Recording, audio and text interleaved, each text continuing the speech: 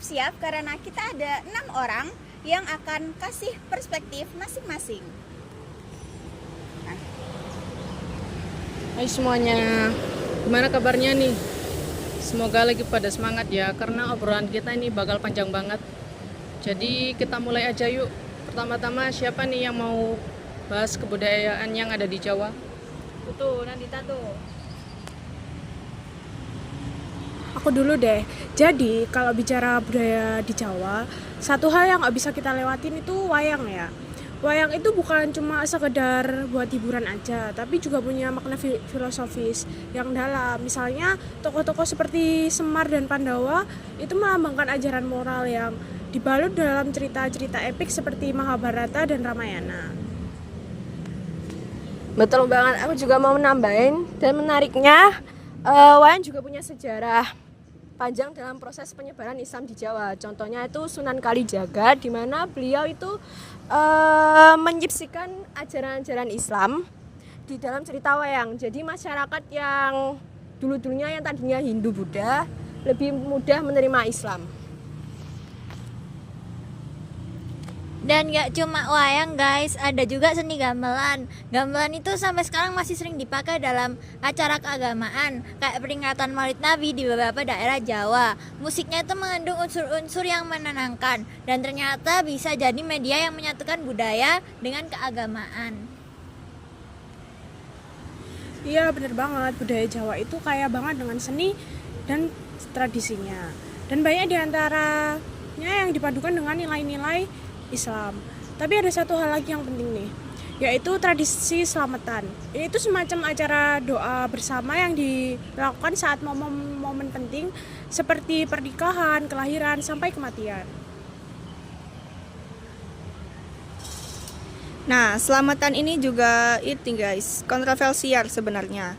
Jadi sebagian orang tuh merasa kalau dalam praktiknya selamatan ini tuh menyimpang dari ajaran Islam murni. Misalnya nih, ada yang merasa doa bersama untuk arwah itu nggak perlu dilakuin, soalnya nggak ada juga tuntunannya dalam Al-Quran maupun hadis.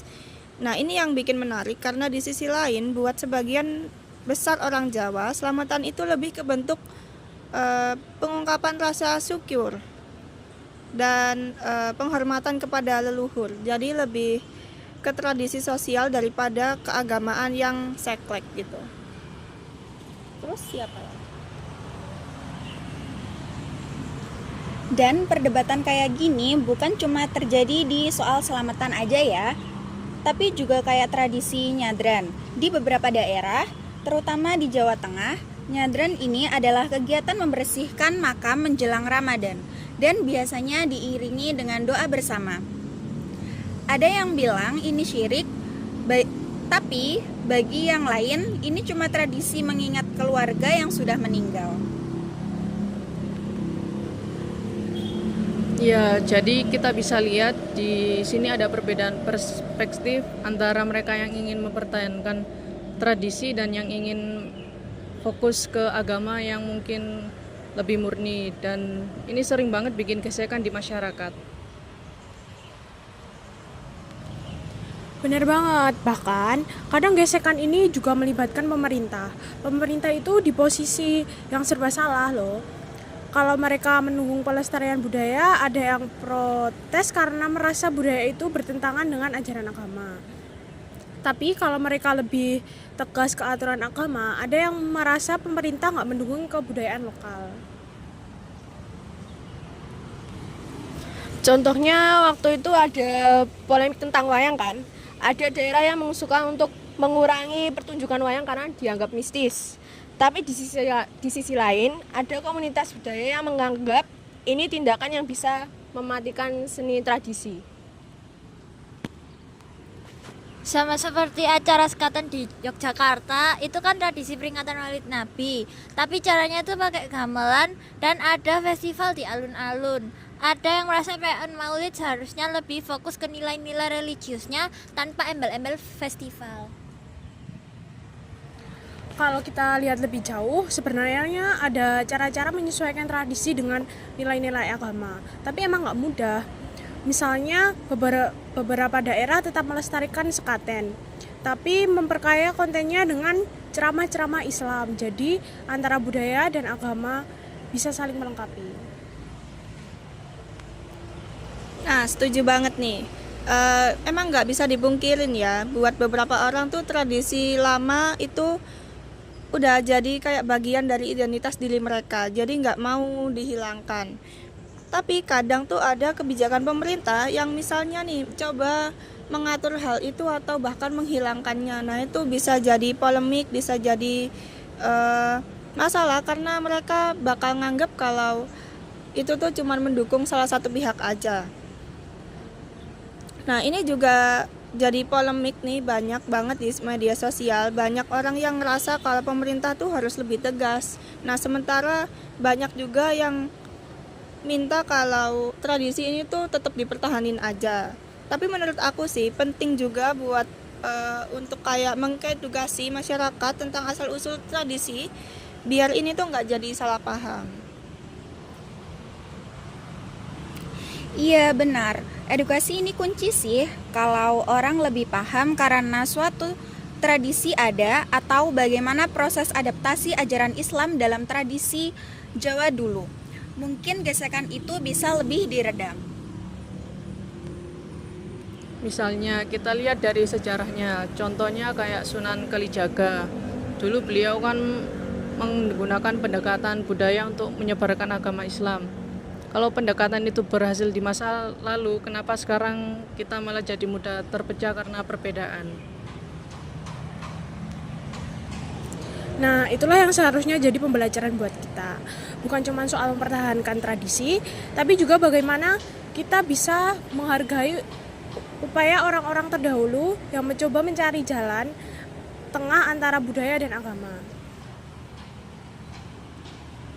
Dan jangan lupa, pemerintah juga punya peran besar untuk menjaga keberagaman ini. Mereka harus bisa bikin kebijakan yang adil, tapi juga memastikan setiap kelompok merasa dihargai dan tidak tersingkirkan. Karena kalau enggak, ini bisa jadi isu yang lebih besar dan memecah belah masyarakat.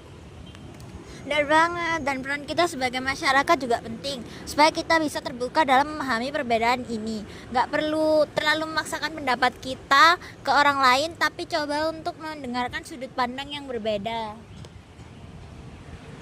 Setuju banget nih, karena pada akhirnya budaya Jawa dan nilai-nilai Islam itu bisa hidup berdampingan kalau kita semua mau saling menghormati. Misalnya, dengan cara memodifikasi beberapa ritual supaya lebih sesuai dengan nilai-nilai agama tanpa kehilangan esensi budayanya. Bener banget tuh, kayak misalnya nih selamatan yang bisa disesuaikan dengan doa-doa yang lebih islami, tradisinya tetap jalan dan juga nggak menghilangkan nilai agama itu sendiri. Dan mungkin ini juga bisa jadi inspirasi ya buat generasi muda kayak kita, supaya lebih paham tentang bagaimana pentingnya menjaga keharmonisan dan keseimbangan antara agama dan juga budaya. Jadi teman-teman yang lagi dengerin nih, semoga obrolan kita tuh bisa membuka wawasan baru ya tentang budaya Jawa dan juga gimana kita bisa menjaga harmoni itu sama-sama. Nah, kita semua bisa belajar untuk lebih terbuka nih dan lebih bijak dalam menghadapi perbedaan.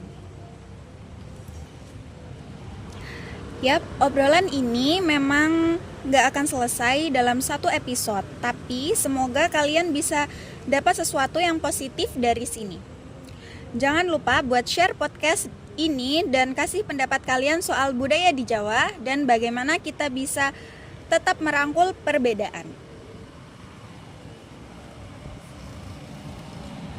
Terima kasih buat yang sudah mendengarkan. Sampai jumpa di episode berikutnya.